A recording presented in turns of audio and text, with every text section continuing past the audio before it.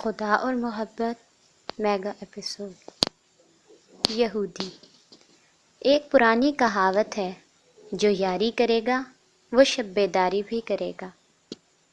London میں میری یہ دوسری رات بھی شب بیداری کی نظر ہو گئی۔ صبح کامران کسی ہڑتال کی وجہ سے فارغ تھا، لہٰذا اس نے مجھے یونیورسٹی کے گیٹ پر ڈراپ کر دیا۔ نوٹس بورڈ سے پتہ چلا کہ آج sir Isaac head of the department نئے آنے والے اسٹوڈنٹس سے ہال نمبر 3 میں بذریعہ لیکچر خطاب کریں گے۔ سبھی نئے آنے والوں کا رخ ہال نمبر 3 کی طرف ہی تھا۔ بچپن میں ایک ٹی وی سیریل ہم سب بچے بڑے شوق سے دیکھا کرتے تھے۔ نام تھا آخری چٹان۔ اس میں ایک یہودی کریکٹر کا نام ڈیوڈ تھا۔ بچپن سے میرے دل میں یہودی شخص کی یہی ایک شبیہ چھپ سی گئی تھی۔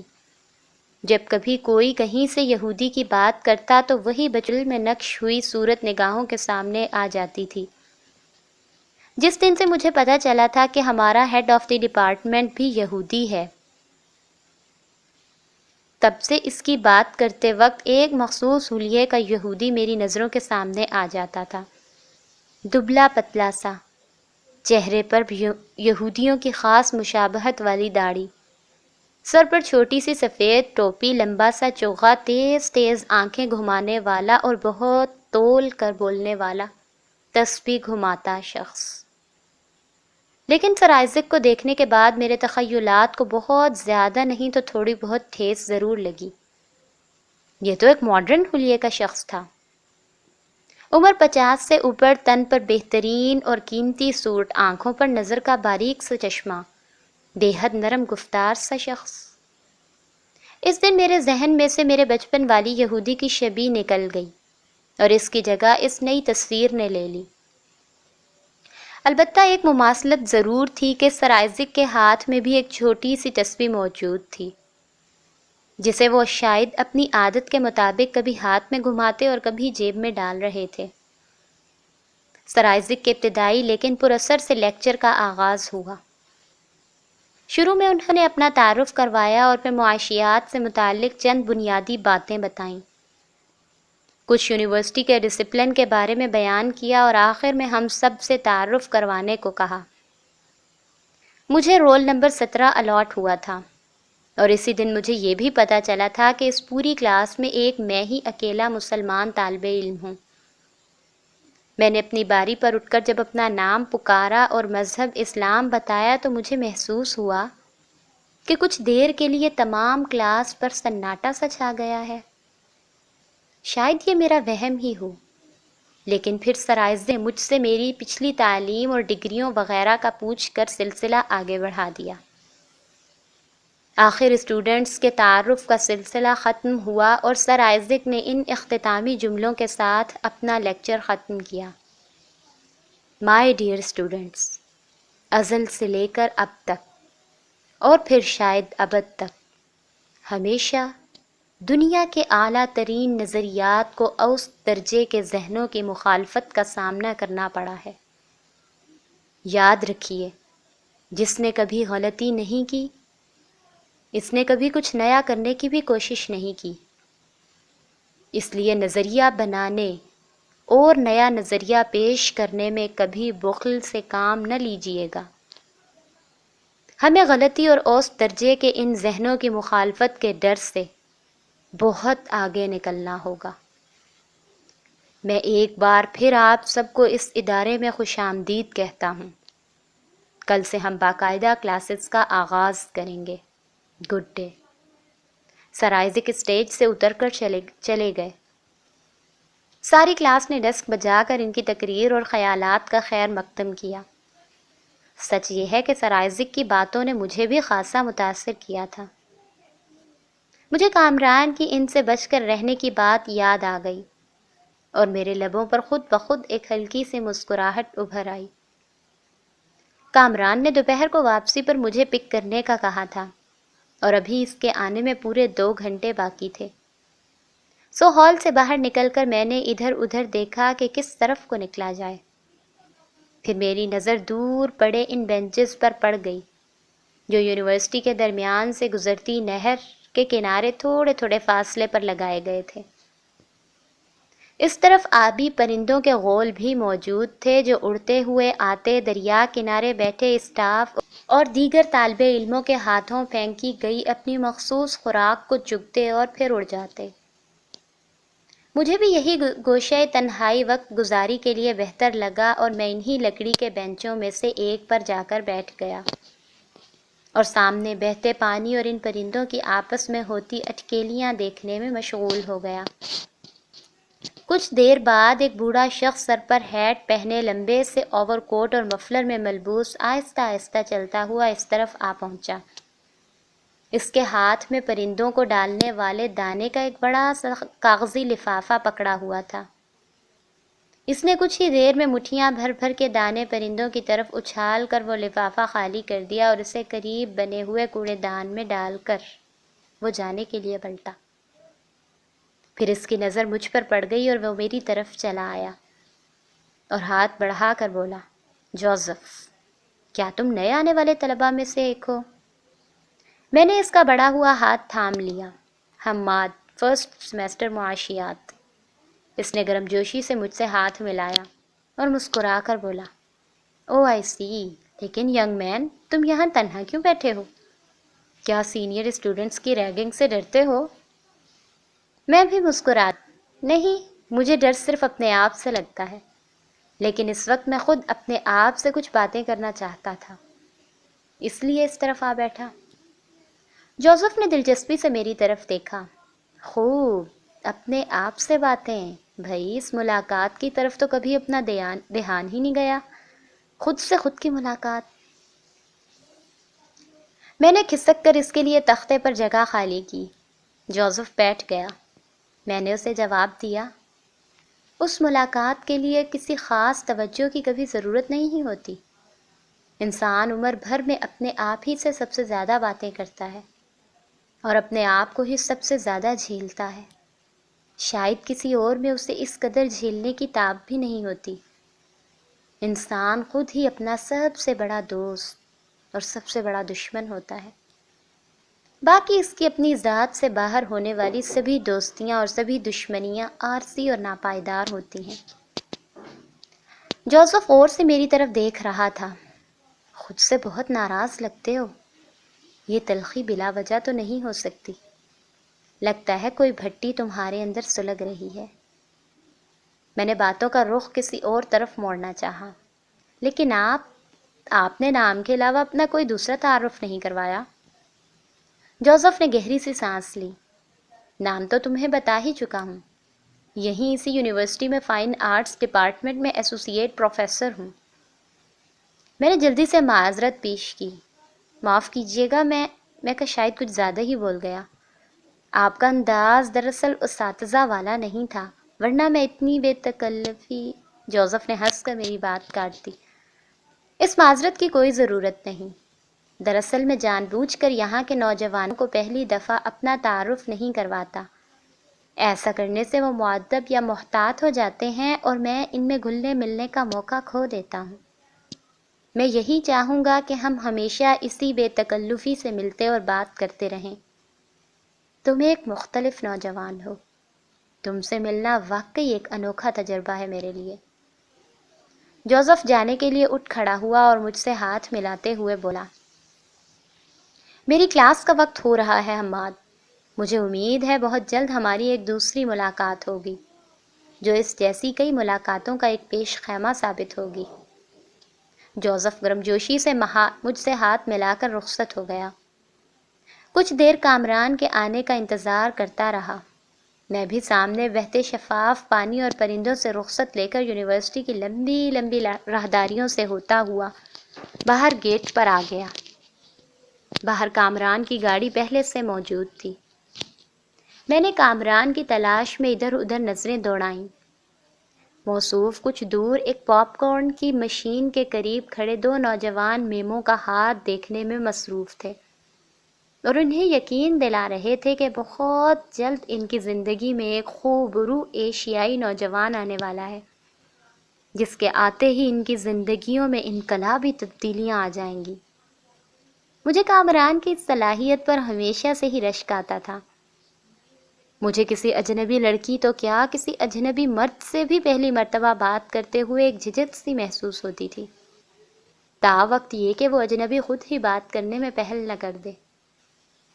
جبکہ کامران راہ چلتے، اٹھتے بیٹھتے، سوتے، کسی بھی وقت کسی کو بھی روک کر گھنٹوں باتیں کر سکتا تھا۔ شاید میرے اندر ٹھکرائے جانے کا ڈر ہمیشہ سے موجود رہا تھا، اور کامران ایسے کسی خوف سے بالکل ناآشنا تھا۔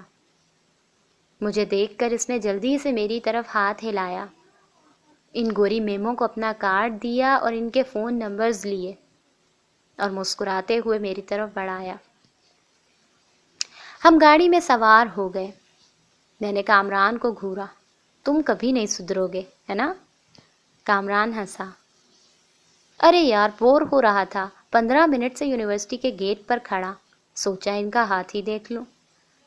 جہاں تک میری معلومات کا تعلق ہے، میں نے تمہاری پچھلی 7 نسلوں میں کسی دست شناس کا تذکرہ تک نہیں سنا۔ کامران کے ہونٹوں پر اب بھی وہی شریر سی مسکراہٹ تھی۔ جانے دینا یار، یہ بتاؤ کہ لنچ کا کیا پروگرام ہے؟ میرے پیٹ میں تو چوہے دوڑ رہے ہیں۔ میں نے سیٹ بیلٹ کچھ ڈھیلی کی۔ بھوک تو مجھے بھی لگ رہی ہے، کہیں بھی لے چلو۔ کامران نے گاڑی کی رفتار بڑھا دی۔ پیکاڈلی کی طرف چلتے ہیں، وہاں ایک نیا ریسٹورنٹ کھولا ہے، کافی تعریف سنی ہے۔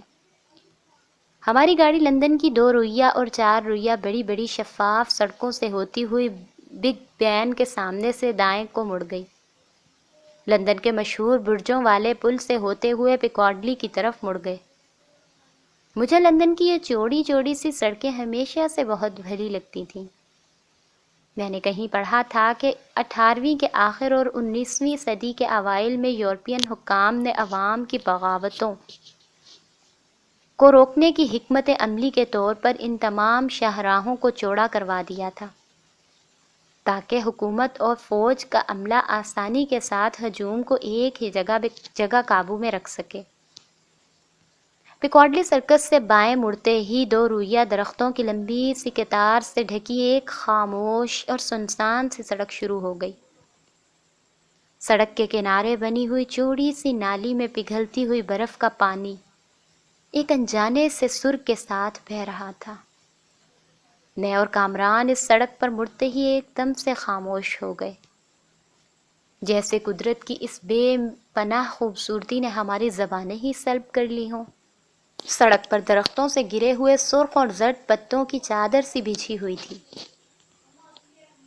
جو زور کی ہوا چلنے سے اس بھیگی ہوئی سڑک پر کچھ اس طرح سے لہراتے تھے جیسے کوئی ریشمی کپڑا بچھائے کوئی کابلی پٹھان بیٹھا ہوا ہو، جو اپنی گٹھڑی سے رنگ برنگے نئے تھان نکال کر ہوا میں لہرا رہا ہو۔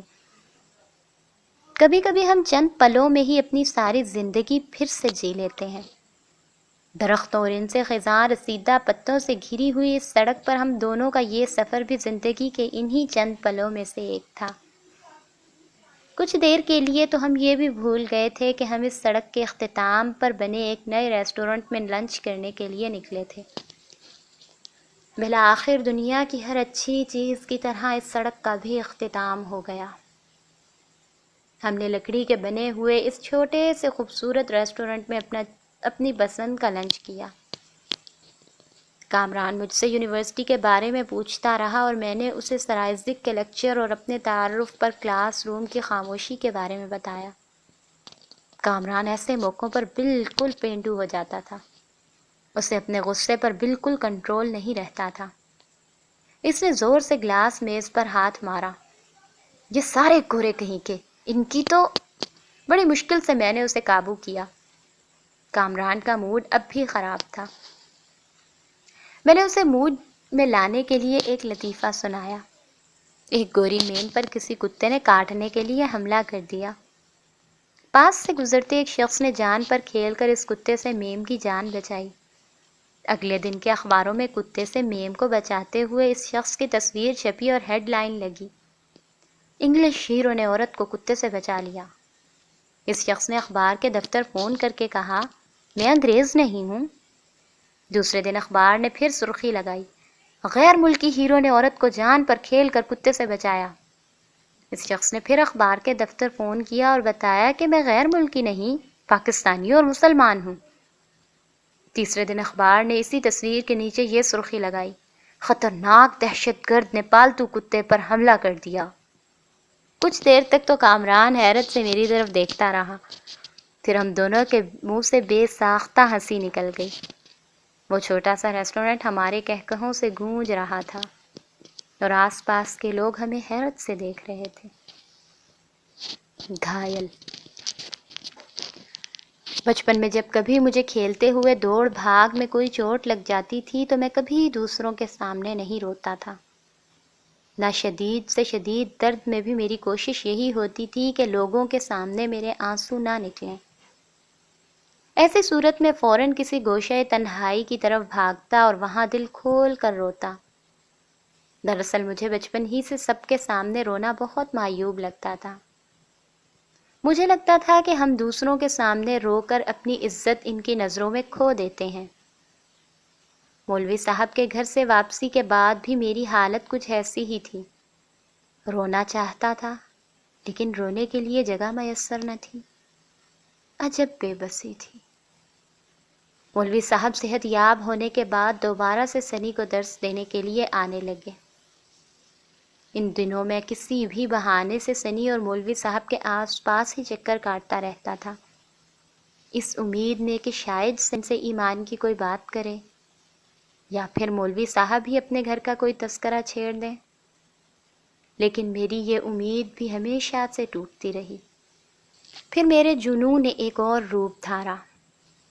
میں مولوی صاحب کے آنے کے انتظار میں رہتا اور جیسے ہی وہ گھر میں داخل ہوتے میں گاڑی نکال کر ان کے محلے کے گیٹ کے سامنے اور کبھی کبھار تو بالکل ہی ان کی گلی کے پاس لے جا کر گاڑی لگا دیتا اور مولوی صاحب کے واپسی تک گاڑی میں ہی بیٹھا ٹکٹکی لگائے اس نازنین کی راہ تکتا رہتا، اس امید پر کہ کبھی نہ کبھی تو وہ گھر سے باہر نکلے گی۔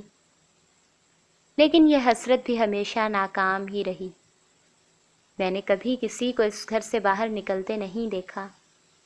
ہاں، البتہ آس پاس سے گزرتے محلے کے مکین میری گاڑی سے اچھی طرح سے واقف ہو چکے تھے، البتہ ان میں سے کسی نے کوئی تعرض نہیں کیا۔ وہ مولوی صاحب کے گھر کئی مرتبہ شاکر کو ایسی بڑی گاڑیوں میں آتا جاتا دیکھ چکے تھے، لہٰذا انہوں نے اسے بھی کچھ اسی طرح سے تعبیر کیا ہوگا۔ البتہ یہ خیریت رہی کہ ان میں سے کسی نے بھی کبھی مولوی صاحب سے اس کا تذکرہ نہیں کیا، ورنہ میرے لیے جواب دینا بہت مشکل ہو جاتا۔ دن یوں ہی گزرتے جا رہے تھے اور میرا جنون بڑھتا ہی جا رہا تھا۔ پھر جیسے قدرت کو مجھ پر رحم آ ہی گیا۔ ایک ایسی ہی گرم سپہر کو جب مولوی صاحب سنی کو درس دے رہے تھے، شاکر انہیں ڈھونڈتا ہوا اسی گول کمرے کی طرف آ نکلا جہاں میں بھی یوں ہی بلا وجہ قبض لے کے ایک ہی صفحے کو ورق گردانی کر رہا تھا۔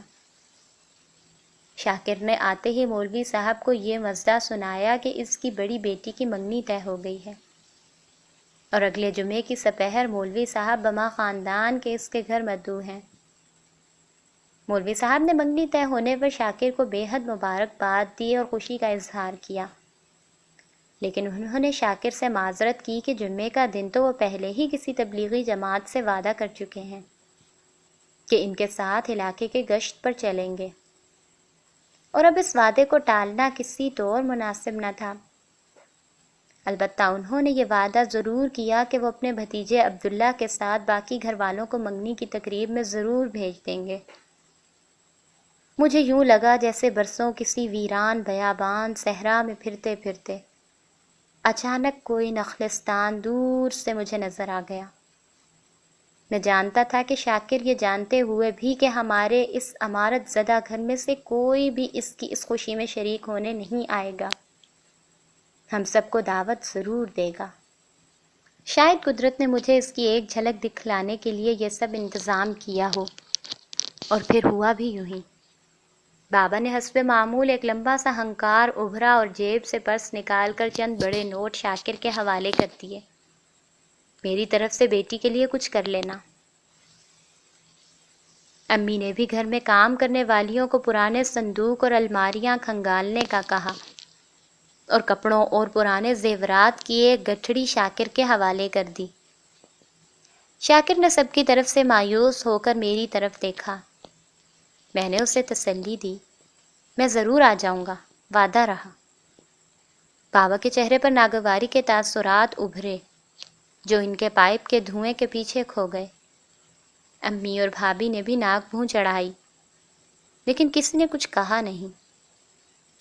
یہ سچ ہے کہ اس مرتبہ شاکر کی خوشی میں شرکت کرنے میں میری اپنی شدید غرض بھی شامل تھی، لیکن یہ بھی سچ ہے کہ اگر بات ایمان کی ایک جھلک کی بھی نہ ہوتی تو میں ضرور شاکر کے گھر جاتا۔ اس کا اور میرا رشتہ نوکر اور مالک سے بہت بڑھ کر تھا، اور تمام گھر والے بھی بچپن میری شاکر سے اس انسیت سے اچھی طرح واقف تھے۔ شاکر بہت پہلے مولوی صاحب کے اس چھوٹے سے محلے میں ہی رہا کرتا تھا۔ اسے بہت چھوٹی عمر میں دادا جان نے گھر کی ڈرائیوری پر رکھ لیا تھا۔ بابا کی شادی بھی اس کے سامنے ہی ہوئی تھی۔ بعد میں کچھ سالوں کے بعد شاکر کی بھی شادی ہوئی تو دادا نے ان دونوں میاں بیوی کو اپنے بنگلے کے پچھلے بنے سرونٹ کوارٹرز میں رہنے کی جگہ دے دی۔ سرونٹ کوارٹرز کیا تھے؟ اچھے خاصے بڑے مکان تھے جو ہماری پرانی حویلی کے پچھواڑے بنے ہوئے۔ دادا جان کے رشتہ داروں کا بہت آنا جانا تھا، سو ان کے حصے میں یہ 3-4 کوارٹرز ڈلوا لیے تھے۔ دادا کی وفات کے بعد بابا نے اپنی کمشنری کے تقاضوں کے مطابق اس جدید علاقے، البتہ ہماری پرانی حویلی شہر کے مضافات میں اب بھی موجود تھی۔ شاکر اور اس کا خاندان ہی اب بھی اس حویلی کی رکھوالی کرتا تھا اور ان کی رہائش بھی اب وہیں تھی۔ شاکر کی اولاد میں 2 بیٹے اور ایک چھوٹی بیٹی شامل تھی۔ دونوں بیٹے محنت مزدوری کے سلسلے میں شہر سے زیادہ تر باہر ہی رہتے تھے۔ بابا کے خاص دعوتیں اور اجلاس وغیرہ اب بھی اسی حویلی میں منعقد کیے جاتے تھے، بلکہ آج کل تو بابا اس پرانی حویلی کو اپنا کیمپ آفس بنانے کا سوچ رہے تھے۔ شاکر تو اپنی بیٹی کی منگنی کا نیوتا دے کر واپس چلا گیا تھا، لیکن اب میرے لیے ایک ایک پل کاٹنا کس قدر دشوار تھا یہ بس میں ہی جانتا تھا۔ دن، پہر، گھنٹے اور لمحے مجھے اس قدر طویل کبھی محسوس نہیں ہوئے تھے جتنے ان 4 دنوں میں۔ آخر خدا خدا کر کے جمعے کا دن بھی آ ہی گیا۔ مجھے یاد ہے اس دن میرا دل کہہ رہا تھا کہ صبح سورج نکلنے سے پہلے ہی میں پرانی حویلی کے گیٹ سے ملحق باغ میں جا بیٹھوں، جہاں سے تمام مہمانوں کو داخل ہونا تھا۔ وہ بھی تو وہیں سے گزرے گی، جانے وہ کیسا لمحہ ہوگا جب میں پھر اسے ایک مرتبہ دیکھ پاؤں گا۔ لیکن مجبوری یہ تھی کہ تقریب کا وقت شام 4 بجے کا رکھا گیا تھا اور ابھی تو ٹھیک سے صبح بھی نہیں ہوئی تھی۔ میں سب تک کسی کھوئے ہوئے مسافر کی طرح اپنے ہی گھر کی راہداریوں اور روشوں میں کٹی پتنگ کی مانند ڈولتا رہا۔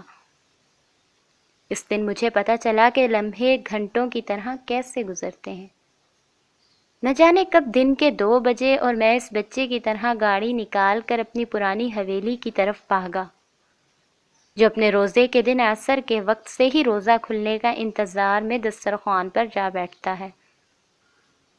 شاکر مجھے اس قدر جلدی وہاں پا کر بے حد خوش اور کچھ پریشان بھی ہوا، کیونکہ ابھی تک تو وہ اور اس کے بیٹے انتظامات میں ہی مشغول تھے۔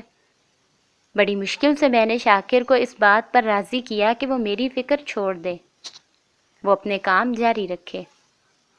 تب تک میں حویلی کا ایک چکر لگا لوں گا۔ شاکر کو دکھانے کے لیے کچھ دیر تک تو میں اپنے آبائی حویلی میں گھومتا پھرتا رہا، اور جیسے ہی شاکر کا دھیان دوسری طرف ہوا میں نظر بچا کر گیٹ کے پاس والے باغیچے میں لگی کرسیوں میں سے ایک پر آ بیٹھا۔ تمام مہمانوں کو اسی مرکزی گیٹ سے ہی اندر آنا تھا، کیونکہ شاکر کے کوارٹر کے لیے حویلی میں دوسرا کوئی اور راستہ نہیں تھا۔ 3:30 بجے سے مہمانوں کی آمد شروع ہو گئی اور میری دھڑکن کی اتھل پتھل بھی۔ جب بھی کوئی پردہ نشیں دور سے گیٹ کی طرف آتی نظر آتی میری سانسیں تھمنے لگ جاتی، لیکن جس کے انتظار میں جانے کتنی صدیوں سے یہاں بیٹھا ہوا تھا اس کا اب تک دور دور تک کہیں نام و نشان بھی نہیں تھا۔ مجھے لگا کہ جیسے وہ نہیں آئے گی، کہیں مولوی صاحب نے منع ہی نہ کر دیا ہو، کہیں کوئی اور مسئلہ نہ ہو گیا ہو۔ ہزار وسوسے تھے جو ایک ایک پل میں دل میں آتے اور میری وحشت کو بڑھا کر واپس چلے جاتے۔ پھر اچانک اس ٹھنڈی سڑک کے موڑ سے، جس کے کنارے ہماری حویلی موجود تھی، ایک ٹانگا اپنی مخصوص ٹک ٹک کی آواز کے ساتھ نمودار ہوا۔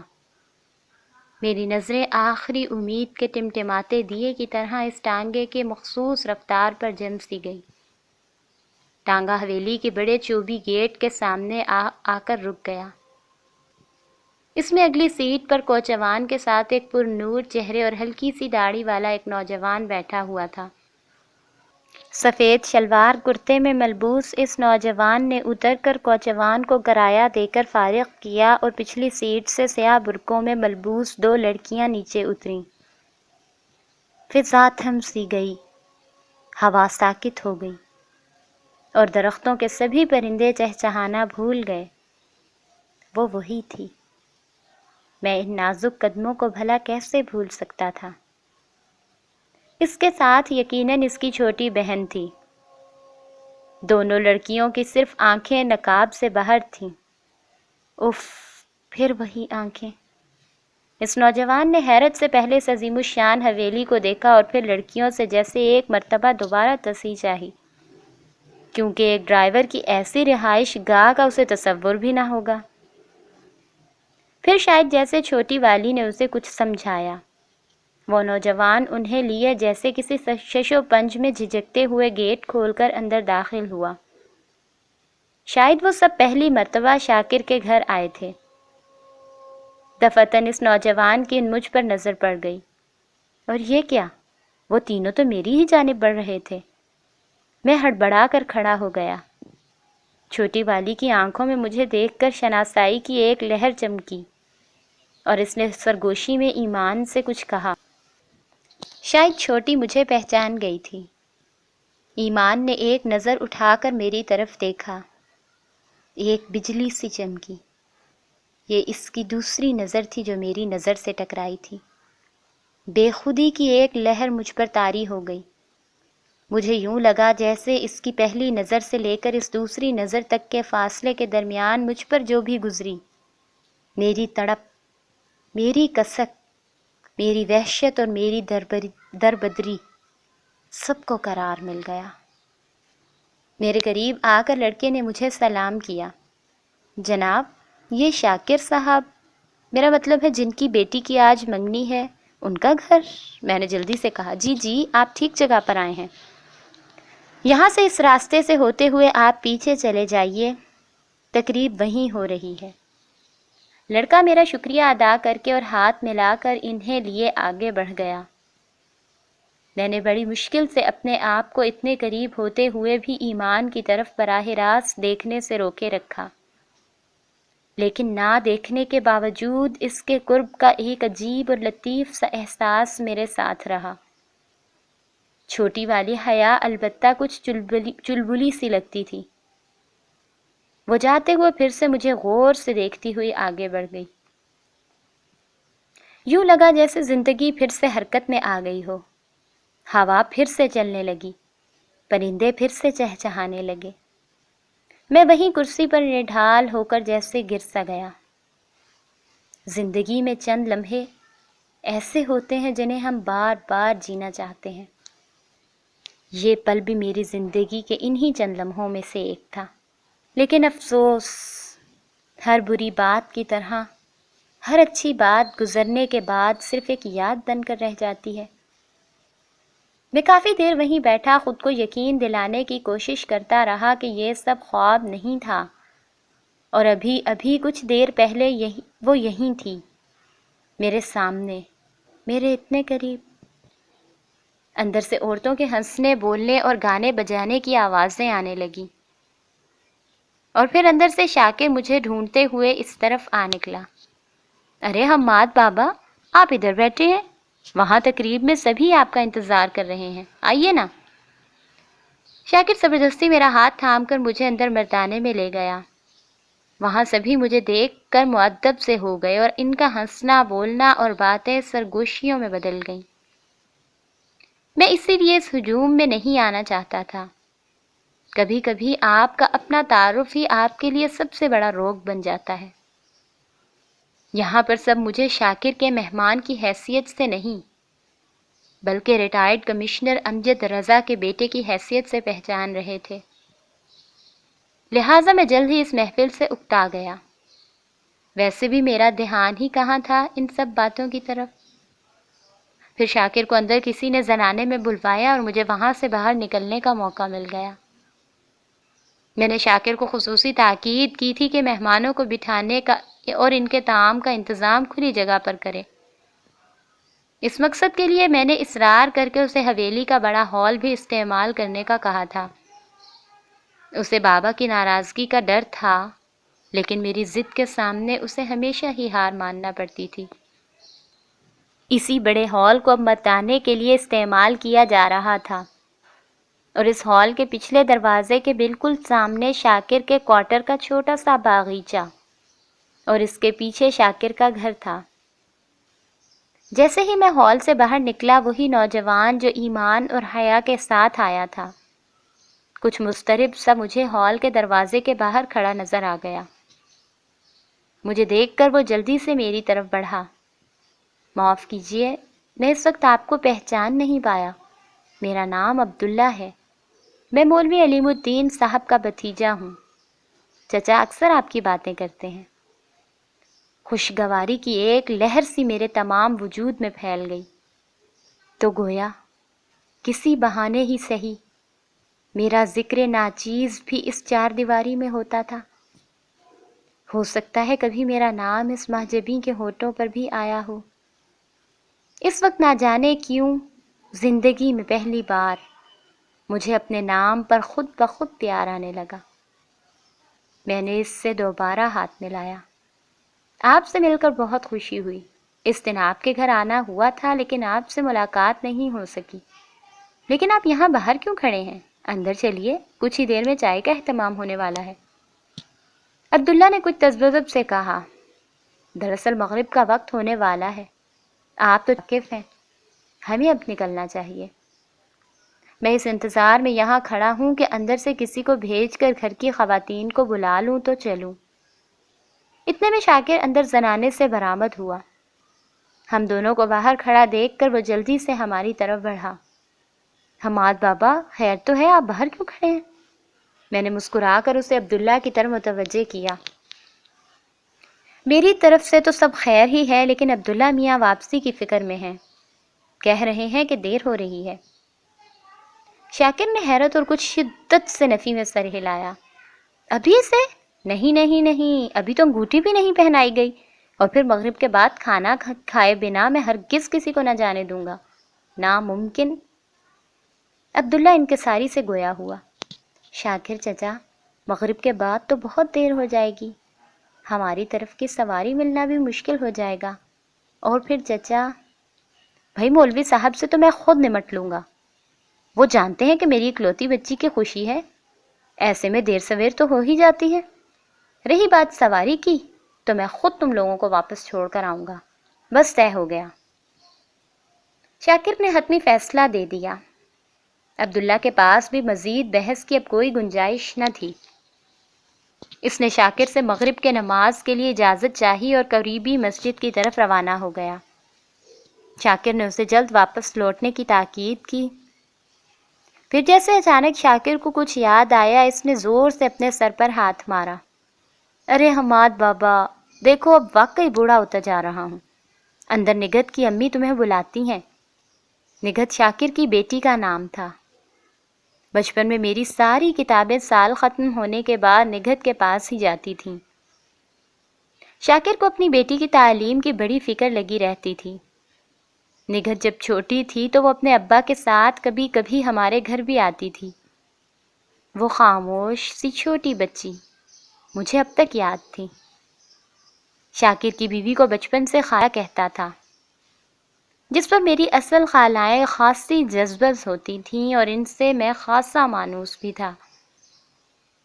جیسے آج کل سنی مولوی صاحب کے لیے گھر سے چھپ چھپ کر چیزیں لے جاتا ہے، اسی طرح بچپن میں نگہت اور خالہ کے لیے اپنے اسکول بیگ میں چاکلیٹس، کتابیں اور دیگر چیزیں لے جایا کرتا تھا۔ اسکول سے واپسی پر شاکر سے ضد کر کے چند لمحوں کے لیے پرانی حویلی رکتا اور اپنے چھوٹے چھوٹے معصوم تحفے نگہت اور خالہ کو دے آتا۔ خالہ اس بات پر مجھ سے خفا بھی ہوتی، لیکن میرا یہ معمول تمام اسکول لائف میں جاری رہا، جب تک کہ مجھے بورڈنگ نہیں جانا پڑا۔ البتہ بورڈنگ سے بھی جب میں چھٹیوں سے گھر واپس آتا تو اس خاندان سے ملنے ضرور جایا کرتا۔ میں جانتا تھا خالہ شاکر سے میرے بارے میں ضرور پوچھیں گی اور مجھے اندر ضرور بلوائیں گی، لیکن جانے کیوں میں اس پل سے گھبرا رہا تھا، کترا رہا تھا۔ میں اس وقت اندر نہیں جانا چاہتا تھا۔ وہاں سب ہوں گے، اور پھر سب نہ بھی ہوں تو کیا، وہ تو ہوگی۔ پتہ نہیں اس کے سامنے میں خالہ سے یا نگہت سے ڈھنگ سے بات بھی کر پاؤں گا یا نہیں۔ پہلے وہ یہاں آتے وقت گیٹ پر میری ہڑبڑاہٹ ضرور محسوس کر چکی ہوگی، لیکن بہرحال اس وقت شاکر کو ٹالنے کا یا انکار کرنے کا کوئی موقع بھی میسر نہ تھا۔ شاکر میرے سر پر ہی کھڑا تھا اور مجھے ساتھ لے کر ہی وہاں سے ٹلتا، کیونکہ وہ جانتا تھا کہ میں تنہا کبھی بھی اندر نہیں جاؤں گا۔ شاکر کے ساتھ بھی میرا عجیب رشتہ تھا۔ میں نے کبھی اسے چچا، بابا، کسی اور احترام کے نام سے پکارنے کی ضرورت محسوس نہیں کی۔ جب کبھی مجھے اسے پکارنا ہی پڑ جاتا تو میں شاکر کے نام سے ہی پکارتا تھا۔ بچپن سے ہی میرا یہ معمول تھا۔ میں نے کبھی کسی روایتی طریقے سے اپنے دل میں موجود احترام کو ظاہر نہیں کیا تھا۔ شاید ہمارے بیچ موجود اس رشتے کو کسی روایتی نام یا احترام کی ضرورت بھی نہیں تھی۔ شاکر مجھے لیے ہوئے اندر زنانے کی طرف بڑھ گیا۔ اندر سے عورتوں کے ہنسنے، بولنے، ڈھولکی اور شادی بیاہ کے گیتوں کا شور سنائی دے رہا تھا۔ صحن میں، برآمدے میں اور اندر کمروں میں ہر طرف عورتیں ہی عورتیں دکھائی دے رہی تھیں۔ مجھے دیکھتے ہی وہ سب میری جانب متوجہ ہو گئیں۔ کچھ ہنسیں، کچھ نے سرگوشیوں میں ایک دوسرے سے نہ جانے کیا کہا۔ میں اسی لیے اس طرح کے نسوانی ہجوم میں جانے سے ہمیشہ جھجکتا تھا۔ جب بہت سی عورتیں ایک جگہ جمع ہو جائیں تو وہ بہت بے باک ہو جاتی ہیں، اور پھر معاملہ کسی ایسی منگنی یا شادی بیاہ کی تقریب کا ہو تو یہ بے باکی مردوں کو بھی مات دیتی ہے۔ خالہ مجھے دیکھ کر آگے بڑھی اور جلدی سے اس نے میرے بلائیں لے لیں۔ نگہت جو سر جھکائے گھونگھٹ نکالے بیٹھی تھی، اس نے میری آمد کا شور سن کر ہلکے سے سر اٹھا کر مجھے دیکھا اور اشارے سے اپنے پاس بلایا۔ شاکر نے میرے لیے بمشکل راستہ خالی کروایا۔ میں نے نگہت کے سر پہ ایک ہلکی سی چپت لگائی۔ میں جانتا تھا یہ ساری شرارت تمہاری ہی ہوگی، کم از کم اپنی منگنی کے دن تو چپ کر کے بیٹھی رہتی۔ نگہت گھونگھٹ تلے مسکائی۔ حماد بھیا، ابا نے منگنی کے بعد مجھے کالج جانے سے منع کر دیا ہے، کہتے ہیں سسرال والے برا مانتے ہیں۔ آپ ابا سے بات کیجئے نا میری خاطر۔ لو بھلا، لڑکیاں مہندی اور منگنی والے دن جانے کیا کیا کہ ان کا ہونے والا دلہا کیسا ہوگا، کہاں ہوگا، اور ان محترمہ کو آج کے دن بھی اپنی پڑھائی ہی کی سوج رہی ہے۔ مجھے زور کی ہنسی آ گئی۔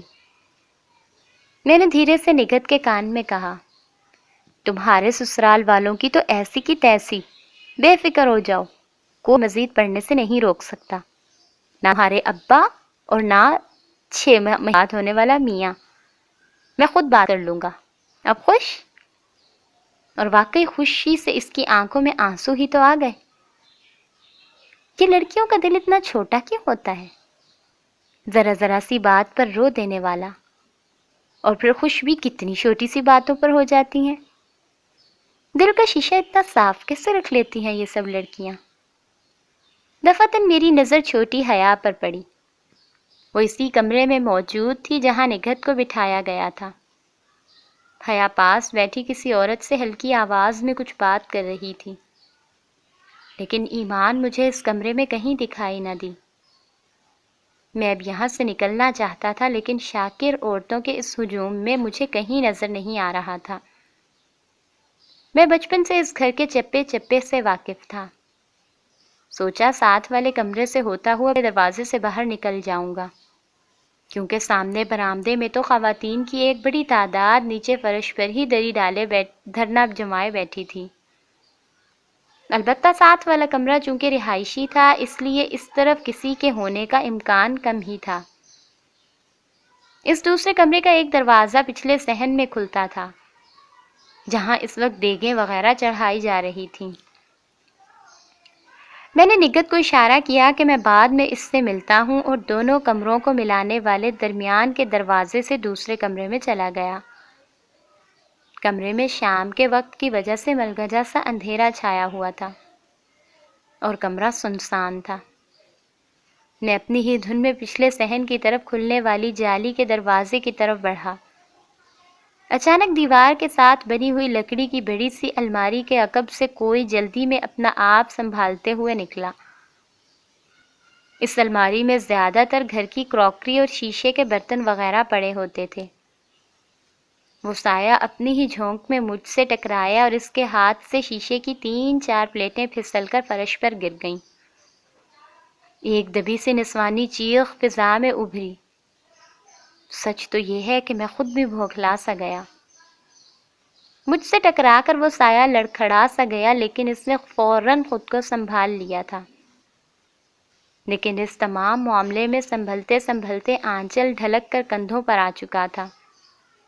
وہ ایمان تھی۔ قیامت کی گھڑی کا تذکرہ تو سب نے ہمیشہ سنا ہوگا، لیکن وہ قیامت کی گھڑی ہوگی کیسی، اس کا شاید کسی کو مجھ سے بہتر اندازہ کبھی نہ ہوگا۔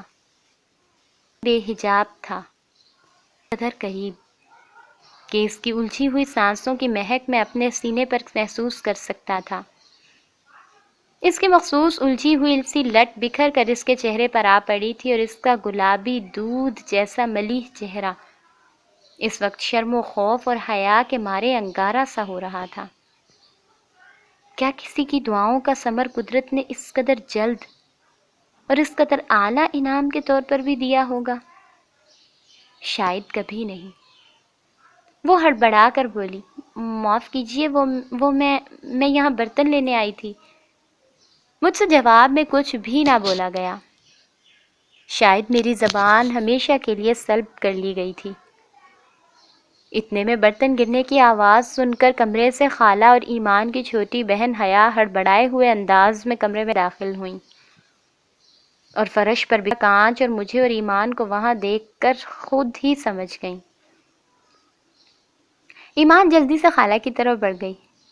خالہ ہنس کر بولی، ڈر گئیں کیا؟ ارے یہ اپنا ہی بچہ ہے، حماد، نگہت کا تیسرا بھائی ہی سمجھو۔ حیا نے ہنسی روکنے کے لیے پلو منہ میں لے لیا تھا۔ اب ایمان بھی سنبھل چکی تھی۔ اس نے جلدی سے ہاتھ اٹھا کر ماتھے تک لے جا کر جیسے مجھے آداب کیا۔ خالہ ہنستے ہوئے بولی، اچھا تم جاؤ، میں اور حیا کانچ اٹھا لیں گے، وہاں نگہت اکیلی ہے۔ ایمان جلدی سے سٹ پٹائی ہوئی وہاں سے چلی گئی۔ خالہ نے پھر سے مجھے کھانا کھائے بغیر واپس نہ جانے کی ہدایت کی۔ مجھے یاد نہیں کہ میں اس کمرے سے کب اور کس طرح باہر نکلا تھا۔ یہ ایک پل میں کیا ہو گیا تھا؟ کیا آج قدرت نے ایک ہی دن میں میرے اس حقیر جنم میں کی ہوئی چند گنی چنی نیکیوں کا صلہ دینے کا فیصلہ کر لیا تھا؟ وہ میرے کس قدر قریب تھی، میری شہرک سے بھی قریب۔ سچ یہ ہے کہ اس دن مجھے خدا پر جس قدر ٹوٹ کر پیار آیا، اتنا پہلے کبھی نہ آیا تھا۔ ہم انسان بھی کتنے ناشکرے ہوتے ہیں۔ آس پاس کی چیزوں سے، رشتوں سے، خدا کی بانٹی ہوئی نعمتوں سے دن میں جانے کتنی بار پیار جتاتے ہیں۔ ان کے پیار کا ذکر کرنے سے ہی ہماری آنکھیں تک بھیگنے لگتی ہیں۔ لیکن ہمیں اس خدا پر کبھی پیار نہیں آتا جو ہمارے جینے کے لیے یہ سب بہانے بناتا ہے۔ مجھے بھی پہلے کبھی نہیں آیا تھا، لیکن اس دن آیا، اور بہت ٹوٹ کر آیا۔ مجھے میری توقعات سے کہیں بڑھ کر نوازا تھا۔ میں بے خود سا کسی مہکش کی طرح آس پاس سے بیگانہ وہیں کسی گوشے میں بیٹھا رہا۔ کھانا لگ چکا تھا۔ شاکر نے اسی گوشے میں مجھے کچھ لا دیا۔ جانے کب تقریب ختم ہوئی اور لوگ دھیرے دھیرے رخصت ہونے لگے۔ میں تب چونکا جب میرے سامنے سے عورتوں کی آخری ٹولی بھی جلدی جلدی اپنی چادریں اور برقعے سنبھالتی گزر گئی۔ مجھے اپنی بے خودی پر غصہ آیا۔ کتنی دیر بیت گئی تھی، وہ ضرور واپس چلی گئی ہوگی۔ میں جلدی سے اٹھ کر گیٹ کی طرف آیا۔ وہاں عبداللہ کو شاکر کے ساتھ کھڑے دیکھ کر میری جان میں جان سی آ گئی۔ میں تیز تیز قدم اٹھاتا ان کے قریب پہنچا۔ شاکر نے مجھے دیکھ کر کہا، لو، حماد بابا بھی آ گئے، اب مسئلہ حل ہو جائے گا۔ پتہ چلا کہ مہمانوں کو واپس پہنچانے کی غرض سے جو گاڑی کرائے پر منگوائی گئی تھی اسے شاکر کا بڑا بیٹا لے کر گیا تھا، لیکن اس کی واپسی میں دیر ہو گئی تھی۔ عبداللہ کے چہرے پر پریشانی کے آثار تھے۔ میں نے جھجکتے ہوئے شاکر کو تجویز پیش کی کہ اگر وہ مناسب سمجھے تو میں گھر جاتے ہوئے انہیں مولوی صاحب کے یہاں چھوڑتا جاؤں گا۔ یہی تو میں عبداللہ میاں کو کہہ رہا ہوں بابا، لیکن یہ حضرت کچھ تکلف سے کام لے رہے ہیں۔ اس میں تکلف کی کیا بات ہے؟